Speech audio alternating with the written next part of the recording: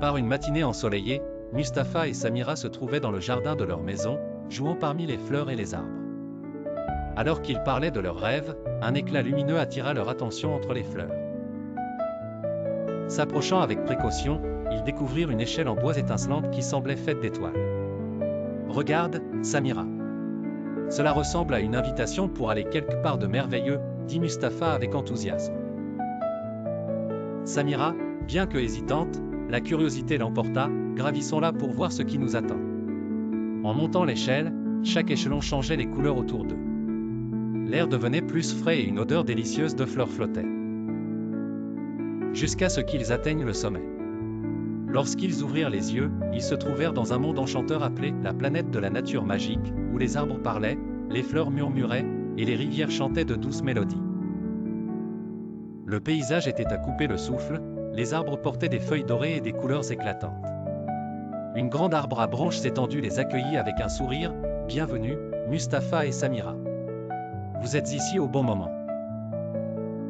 Notre belle planète a besoin de votre aide pour être protégée. » Ils échangèrent un regard excité et répondirent en chœur, « Nous sommes là pour aider. » L'aventure de la rivière triste l'arbre les guida vers la « rivière des souvenirs », connue pour ses eaux cristallines et ses mélodies apaisantes.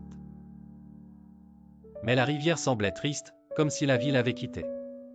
Un papillon coloré s'approcha d'eux et murmura, « La rivière a besoin d'entendre une vieille chanson pour retrouver sa vitalité. » Elle dansait autour d'eux, les incitant à chanter. Mustapha et Samira se remémorèrent une chanson que leur mère leur chantait sur la nature. Assis au bord de la rivière, ils commencèrent à chanter. À chaque note, les eaux scintillaient comme si elles répondaient à leur chant. Soudain, de petites créatures émergèrent des flots, des fées de l'eau dansant à la surface. La rivière, reconnaissante, leur offrit une fleur bleue étincelante, symbole de paix et d'amour. L'aventure du rossignol et la protection des arbres. Après avoir aidé la rivière, l'arbre les conduisit vers le mont des sons, où vivait un rossignol magique. En arrivant, ils trouvèrent l'oiseau triste, perché sur son nid.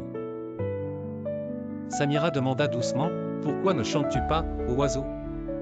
L'oiseau répondit, « J'ai perdu ma plume magique, sans elle, je ne peux plus chanter. » Les enfants se mirent en quête de la plume et rencontrèrent un petit poney qui vivait dans la montagne. Le poney les guida jusqu'à un endroit élevé où la plume était abandonnée parmi les fleurs. Après avoir retrouvé la plume, le chant mélodieux du rossignol résonna à nouveau, remplissant la montagne de musique. Les fleurs s'épanouirent, et les arbres se réveillèrent. En guise de remerciement, l'oiseau leur offrit une plume dorée. L'aventure de la vallée des coquillages parlants. Les enfants se dirigèrent ensuite vers la vallée des coquillages parlants, où des coquillages racontaient des histoires sur le passé de la nature. Ils trouvèrent un grand coquillage qui semblait inerte et demanda, « Êtes-vous ici pour aider ?» Il leur expliqua qu'il avait besoin qu'on enlève des pierres qui bloquaient son entrée. Mustapha et Samira s'unirent pour dégager les pierres. Une fois libérés, le coquillage leur narra de vieilles légendes sur la nature et le monde magique. Il leur offrit une perle blanche comme symbole de leur amitié.